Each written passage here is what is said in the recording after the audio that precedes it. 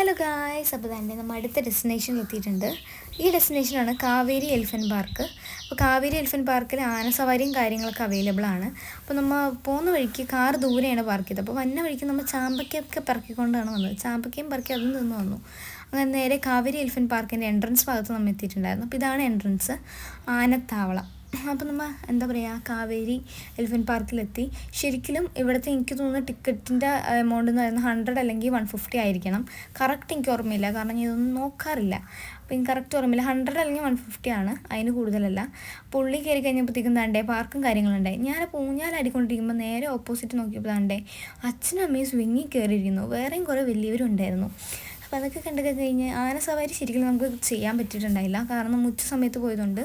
ആനസവാരി ഇനി വൈകുന്നേരം ഉണ്ടാവുള്ളൂ പറഞ്ഞിട്ടുണ്ടായി. അപ്പം നമ്മൾ ആനേനെ മാത്രം കണ്ടു, ആന റെസ്റ്റ് എടുക്കാൻ പോകുന്നത് മാത്രം കണ്ടു. അങ്ങനെ പോകുന്ന വഴിക്ക് നമ്മൾ തൻ്റെ അടുത്ത അക്യൂറിയം ആയിരുന്നു, അക്യൂറിയം സെക്ഷൻ അതൊക്കെ കണ്ടു കഴിഞ്ഞു. അപ്പോൾ ശരിക്കും ഈ വീഡിയോയിലൊരു സ്പെഷ്യാലിറ്റി ഉണ്ട്. അമ്മയും അച്ഛനും വേണ്ട പറഞ്ഞിട്ടും എനിക്ക് വലിയ കാര്യത്തിന് എനിക്ക് ധൈര്യമാണ്, ഞാൻ ഉറപ്പായിട്ട് ഇത് ട്രൈ ചെയ്യും, എനിക്ക് ട്രൈ ചെയ്യണം, എനിക്ക് ധൈര്യമുണ്ട്, എനിക്ക് പേടിയില്ല, അങ്ങനെ ഇങ്ങനെയൊക്കെ ഞാൻ പറഞ്ഞിട്ട് ഞാൻ ഒരു പരിപാടി ഒപ്പിച്ചിട്ടുണ്ടായി.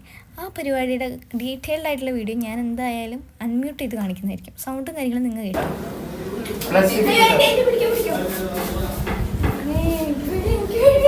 ചേച്ചി അത് പിടിച്ചോ, അല്ലെങ്കിൽ അതിനെ താഴെ ഇടും. അപ്പോൾ എങ്ങനെയുണ്ട്? അടിപൊളിയായിട്ടില്ലേ?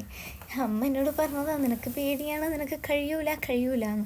എന്നാലും ഞാൻ പിടിച്ചു. അക്കാര്യത്തിൽ എനിക്ക് ധൈര്യം ഉണ്ടെന്ന് ഞാൻ സമ്മതിക്കും. കാരണം ഞാനൊരു മലമ്പാമ്പിനെയാണ് എൻ്റെ കൈ കൊണ്ട് നടന്നത്.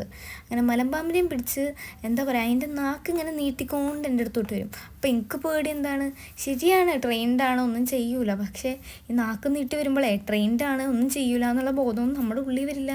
നമുക്കവിടെ പേടി മാത്രമേ ഉണ്ടാവുള്ളൂ. അതെൻ്റെ മേത്തോട്ടിടിക്കാനാണ് വന്നത്. എനിക്കപ്പോൾ പേടി എങ്ങനെ കടിച്ചാലാ, മലമ്പാമ്പുമാണേ, വെല്ലം പറ്റിക്കഴിഞ്ഞാൽ പണിയാവും എന്നുള്ള രീതിക്കാണ് ഞാൻ അത്ര ബഹളം വെച്ചത്. അവിടെയുള്ള എല്ലാവരും എന്നെ വായി നോക്കുന്നുണ്ടേ, കാരണം ഞാൻ അത്ര സൗണ്ട് ഉണ്ടാക്കി.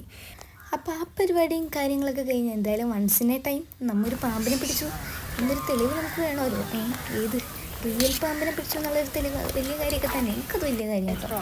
അതൊക്കെ കഴിഞ്ഞപ്പോൾ തണ്ടേ കുറേ അവിടെ നമ്മുടെ എന്താ പറയുക ബേർഡ്സ്, അതേപോലെ കുറേ ആനിമൽസ്, അങ്ങനെ കുറേ ആനിമൽസിനെയും ബേർഡ്സിനെയും കാര്യങ്ങളൊക്കെ നമ്മൾ കണ്ടിട്ടുണ്ടായി. അങ്ങനെ കണ്ട് ഓരോ സാധനങ്ങൾ വീഡിയോ എടുത്ത് നിന്നു.